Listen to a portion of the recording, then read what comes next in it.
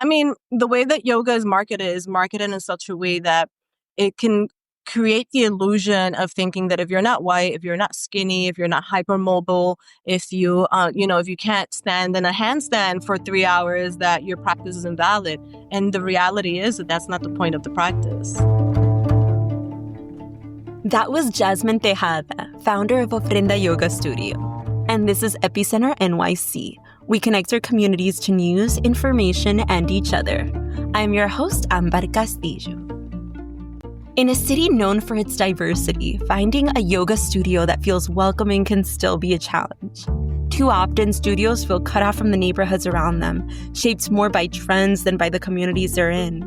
And for many New Yorkers, the question hasn't been whether yoga exists. It's whether it feels like it's meant for them.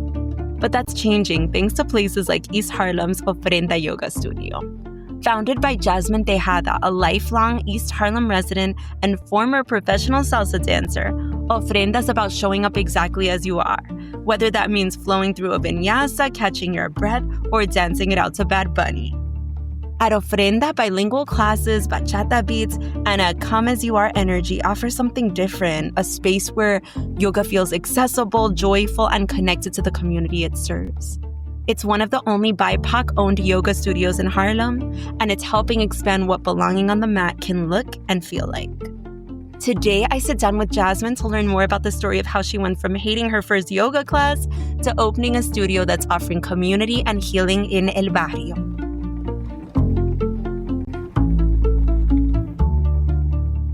Before we jump in, a quick message from our team.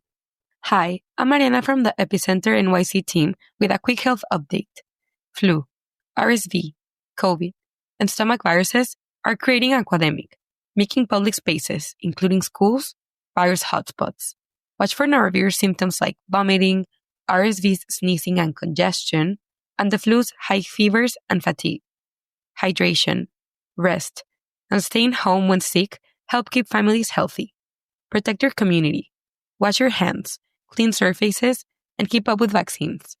Need more info? Email hello@epicenter-nyc.com or text 917-818-2690. Now back to the show. Here's my conversation with Jazmin. I am Jazmin Tejada, the owner of Ofrenda Yoga Studio in East Harlem, and I identify as she, her. So tell me about your business. So we're a brand new studio. We're about to be 5 months old, so we're like a little baby, but we're a yoga studio in a community that needs it. What is the need you think you're filling in the community? Well, I'm born and raised in East Harlem, so this is my home. And being in East Harlem for over 40 years, it's like easy to see the smoke shops pop up, the liquor stores pop up, methadone clinics, rehab centers. We see all of these things come up, but we don't have any place to like make ourselves feel better. So I've been practicing yoga for about 20 years now. One day I was just like, I think it's time. I think it's time for me to not just have my own space, but I think it's time for East Harlem to have a space where everyone can feel seen, feel accepted, feel like they are in a safe space to explore not just themselves, but to explore maybe a practice that allows them to show up authentically. Yeah, if you could speak about how you first got into practicing yoga, you said 20 years. Yeah, I started in my early 20s. Honestly, I started out of pure curiosity. I grew up being an athlete. I played sports my entire life. And I just kept seeing, like, I would go to the Upper East Side or I would go downtown and I would see yoga everywhere. And I'd be like, what's yoga? What is this thing? Why am I seeing it everywhere? And why do I not know what it is? Is it a sport? Is it like, what is it? And of course, the internet wasn't what it is now, right? So it's not like I can go and Google and get a clear answer on what it was. So I signed up for a class and here I go, the intrusa. And I show up in this class and I absolutely hated it. I was like, why do people do this? Like, this is really boring. This is not for me. Like, why is this so popular? I don't understand. And then maybe 6 months later, I tried a different place because I was still like trying to figure out like why people were so into it. And I still didn't love it, but it wasn't as bad. I just kept getting dizzy, right? Because there's a lot of like breathing and breath work that goes into yoga. And if it's not explained properly, then you make yourself dizzy. Another 6 months, here I go again. I see another yoga studio and I was like, I'm going to try this one. And I liked it. because this one was more vinyasa. It was a little more flowy. So it wasn't like you weren't holding poses for very long, and they played music. It wasn't like, what we play at Ofrenda. At Ofrenda, we play, Bad Bunny, and we're playing like all kinds of like music that we like to listen to. But it was just, at least there was something to fill up this space where it wasn't just like someone speaking and everybody breathing. And that's it. After that, I was hooked. Wow. And it was that form of yoga that hooked you and that you continued to practice and then get your certification in. Right. Yeah. So we're primarily a vinyasa studio. Different teachers teach slightly different styles, but for the most part, we're a vinyasa studio. Yeah, I started 20 years ago. I practiced on and off, nothing like too crazy, for about 10 years. I was a professional dancer from like my mid-20s till late 30s. And I also taught and trained a lot of dancers. And I was trying to figure out like what my next move was, because it's like, as a woman in Latin dances, eventually you age out. And I was just like, so what's my next move? Like, what am I going to do? And I was like, you know what? I love teaching. Maybe I'll get certified in yoga and see what happens with that. And that was 10 years ago. And here we are now with our own yoga studio. Just to backtrack a little bit, what kinds of dances were you doing professionally and were you teaching?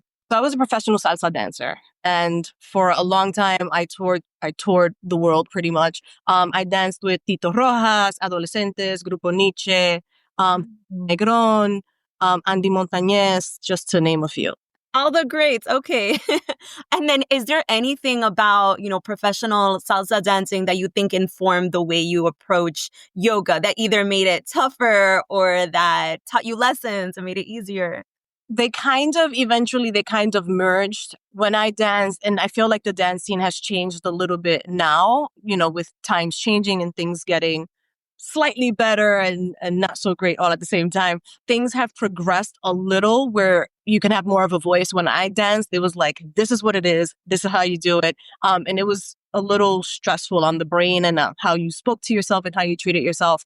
And when I got into the yoga practice a little bit more, I kind of had to like learn to rewire my brain and how it spoke to me and how it treated me and like that internal dialogue or monologue or whatever that I had going on. So it changed how I dance too, because even in my like trainings and rehearsals, I was no longer like beating myself up. It was just like, all right, let's just do it again. Like, it's not that big a deal. Is there something specific about the practice of yoga, or at least how you learned it or how you practice and teach it, that really encourages that not beating yourself up and giving yourself grace? I'm Dominican. My parents are Dominican immigrants, and I was born and raised here. But I think it's just like that. This is how you do things, and this is how it's done. And you listen to me kind of way that maybe I was raised, that I also found in the dance world when I got there. So when I got into yoga, it was the complete opposite. It was like, you have autonomy over yourself. You have autonomy over how you speak to yourself and how you practice. And at Ofrenda, we're really big on that. Like, we plan our classes, of course, and we have a guided plan. We also have a lot of space for you to explore what works for you and what doesn't work for you. So if you find that a shape doesn't feel right or it hurts or whatever, then we'll give you options to do something else. Or you can create your own options. Like, there's a lot of space to explore. And that's the beautiful part about the practice, is that it's not a one size fits all. Could you speak a little bit about what were the steps to opening up your business and what were some of the biggest challenges? I'll start by saying that I was never that person that was like, I want to have a studio, whether dance or yoga, whatever. I never wanted to be my own boss. I've never wanted to have like my own business. That was never a thing for me. And one day I was on my way to teach at the studio that I had been teaching in forever. And I was going up the stairs and I was just like, I need to do my own thing. And from that moment, there was no turning back. Like, I came home and I told my partner and I was like, hey, I think I want to do my own thing. And he was like, all right, so we're opening a studio. Like, what do you need to do to make that happen? I was like, I don't know. I had no clue. I was like, well, I guess the first thing I need to do is get a full-time job so that I can save money, because this is going to cost some money. And 2 weeks later, a friend of mine was like, I'm looking for an assistant, And I was like, me. And so I picked up a full-time job and I was still able to teach my yoga classes. And I was lucky enough to have like the right people around me that were able to help me. A really good friend of mine owns Harlem Kettlebell Club. So he and his wife were able to help me with like this is what you need to do to open a studio. This is what you need to do to write a business plan. And like they guided me through that. They helped me get a person to help me find the space. The space found me. I wasn't even looking for a space when I got the call, like, hey, I think you should check out this place. So like once I decided that this is what I was doing, all of the pieces started to like fall into place without me having to really do much, but pay attention and like show up. Got it. And what's been the most challenging part of opening the place or running it once you opened? I was actually thinking about this yesterday. A few things that nobody tells you about running your own business or running your own studio, or that you don't figure out until you're actually like up and running, is the amount of times that you have to sweep, because there's hair everywhere. Like people shed crazy. I'm constantly sweeping. I'm constantly unclogging toilets. Um, and I'm constantly trying to wrangle in the teachers, like just trying to make sure that everybody has all the right information. But honestly, like it's all worth it because the community that we've already started to build and grow is so amazing that it's worth it. Is worth the no days off, is worth the constant work, is worth all of it. And can you describe the space a little bit aesthetically? Yeah, of course. So it's pretty big. It's 2,500 square feet. We have 2 yoga studios. So when you walk in, it's really pretty. It's blue, like my sweatshirt. Which is like what kind of blue is that? It's like a deeper version of the blue in like Greece. Like, you know, when you look at the white city with the blue roofs or whatever, it's kind of like a deeper version of that, like a Mediterranean blue, I would say. The floors are like a light grayish.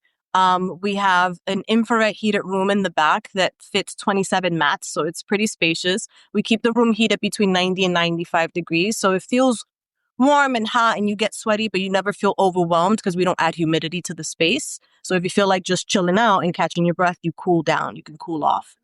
And what's the model? So do folks like usually sign up for a package, or is it per class? Does it depend? We have a few options. So depending on what the student is looking to do, you can do a drop-in if you'd like. We have class pass. So if you have class pass, you can sign up through them and come take class. We have class packs. So if you don't want to commit to like a monthly auto renew situation, you don't have to. We have a 4 class pack that's good for 1 month, a 10 class pack that's good for 2 months, and a 16 class is good for 3 months. And then we have an unlimited monthly and an unlimited yearly. Got it. Is it a staff of one, or how big are you guys? So when I talk about we are doing things, I am the we. Studio manager, I'm the owner, I'm the main teacher, I'm part of the cleaning staff, I am marketing, I am social media, I am everything. But we do have a teaching staff of now 12 or 13. Everyone is in charge of their own classes, they teach their own styles, but for the most part, you know, they also advertise, but for the most part, we do a lot of the heavy lifting. With all those hats you wear in this business, what gives you the most joy? Building community, honestly, is building community. The fact that we have a space already, like, because we're so new, we have a space already where students feel so safe to come. They get there early, they hang out, they're becoming friends with each other, they're going out for coffee after. Like, that's a beautiful thing. Is there an example or something maybe powerful one of your yoga students has said about how attending the classes has helped them? I mean, I have this one girl, her name is also Jazmin. She comes to class a few times a week and she calls it her church. Like, she comes there, sometimes she just lays there and she cries. Sometimes she is doing all of the things. Like, she comes there to feel her emotions and know that she's safe, that nobody's going to judge her. Nobody's going to tell her to like, hey, cut it out, or why aren't you doing this pose? Like, the fact that people feel that safe to be able to show up however they feel that day is amazing. What would you say is like that unique element, or, you know, something that really stands out about Ofrenda Yoga Studio that makes it special? Well, aside from the fact that we're the only BIPOC-owned studio in Harlem, is nuts to me because there's 4 studios and we're the only one. So what makes it unique and also authentic is like you walk in and you might hear some bachata. Like, we might be playing some bachata, we might be playing some Bad Bunny, we might be playing some salsa.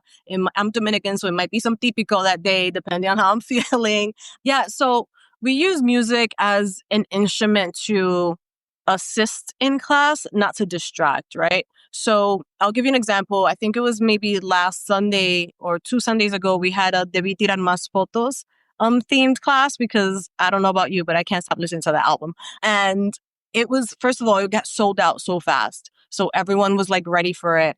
And the playlist was set up in a way so that people could drop into their practice, still be connected to the music, but through that connection, get deeper into their practice, deeper into the exploration of the theme of the class, which was to show up authentically. Showing up authentically is, you're twerking in the back, and that's how you're showing up today. And sometimes it's, you're just resting and just catching your breath. And sometimes it's pushing yourself. Whatever it is that you're exploring that day, the playlist is usually made to help support that. I love that. The idea that authentically practicing yoga for that day can mean, like you said, it's working. It's just whatever means to you that time. I mean, the way that yoga is marketed in such a way that it can create the illusion of thinking that if you're not white, if you're not skinny, if you're not hypermobile, if you, if you can't stand in a handstand for 3 hours, that your practice is invalid. And the reality is that that's not the point of the practice. Asana, which is all of the poses and postures, is just one of the 8 limbs of the practice of yoga, and is not even the first or the second. And is just created so that you can get energy out of your body so that you can sit still. It's literally what it's for. So if it looks different from everybody else's, that's fine. You do what you have to do to get that energy out. What is your future vision for Ofrenda Yoga Studio? To continue to grow community. That's pretty much it. To get more people from the community involved with the studio, to get more students involved with each other at the studio and making connections, because that's how we all grow.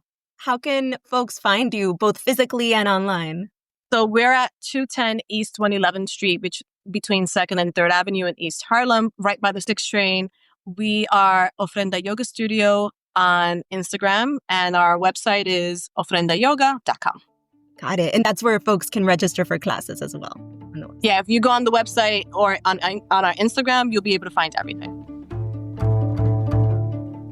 You can find Ofrenda Yoga Studio at 210 East 111th Street in East Harlem. You can also follow them on Instagram at Ofrenda Yoga Studio, or sign up for a class at ofrendayoga.com. You can find all of the links in our show notes.